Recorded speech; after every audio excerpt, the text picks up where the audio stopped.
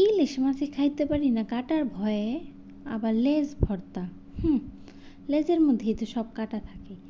আরে একবার খাইয়াই দেখেন, তারপরে জীবনে যতবার খাইবেন ততবার খালি আমার কথাই মনে করবেন। হ্যালো এভরিওয়ান, আসসালামু আলাইকুম। ওয়েলকাম করছি আমার আরও নতুন একটি ভিডিও দেখার জন্য। আজকের স্পেশাল রেসিপি হচ্ছে ইলিশ মাছের লেজ ভর্তা। যারা ইলিশ মাছ পছন্দ করেন তাদের জন্য তো মোস্ট ফেভারেট, আর যারা পছন্দ করেন না তারাও হাত চেটে পুটে খাবেন, কারণ এটার মধ্যে তো কাটাই থাকে না। কাটা তো সব বেছে ক্লিন করেই নিব।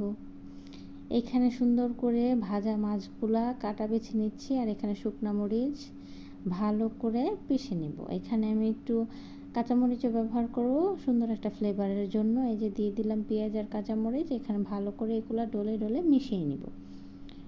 মিশিয়ে নেওয়ার পরে এখানে আমি কিছু ধনেপাতা দিয়ে দিব। আমি আমার গাছের ধনেপাতা ইউজ করেছি, আপনারা চাইলে বাজারেরটাও করতে পারেন, যে এটা অ্যাভেলেবেল থাকে।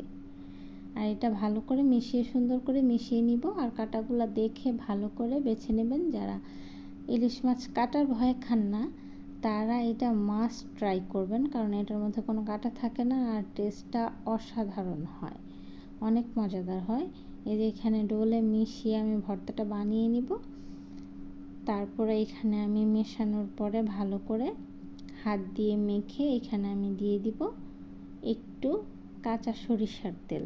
সরিষার তেলের ফ্লেভারটা কিন্তু খুব ভালো হয়। আর আমি মাছটা কিন্তু সরিষার তেলেই ভেজেছি। আপনারা চাইলে সয়াবিন তেলেও ভাজতে পারেন, বাট অথেন্টিক যে ফ্লেভারটা ওইটা পাওয়ার জন্য সরিষার তেলে অবশ্যই ভাজতে হবে। এই যে মেখে নিয়ে নিলাম, হয়ে গেল আমার মজাদার ইলিশ মাছের লেজ ভর্তা। এখন আমি এটার মধ্যেই খুব মজা করে গরম গরম ধোয়া ওঠা ভাত নিয়ে নিব। ভাত নিয়ে খুব মজা করে মন ভরে পেট ভরে আমি ভাত খাবো। আশা করছি আজকের রেসিপিটা আপনাদের ভালো লাগবে। ভালো লাগলে লাইক কমেন্ট শেয়ার করবেন প্লিজ। আর এরকম ভর্তা ট্রাই করে বাসায় খেতে পারেন, খুবই মজাদার হয়, খুবই ভালো হয়। এই যে এখানে আমি গরম গরম ধোয়াটা ভাত নিয়ে নিলাম। ভাতগুলো খুব গরম ছিল খেতে আমার, তারপরেও খুব মজা লাগছিল। গরম ভাতের সাথে আসলে এই ভর্তাগুলো খুব মজা লাগে।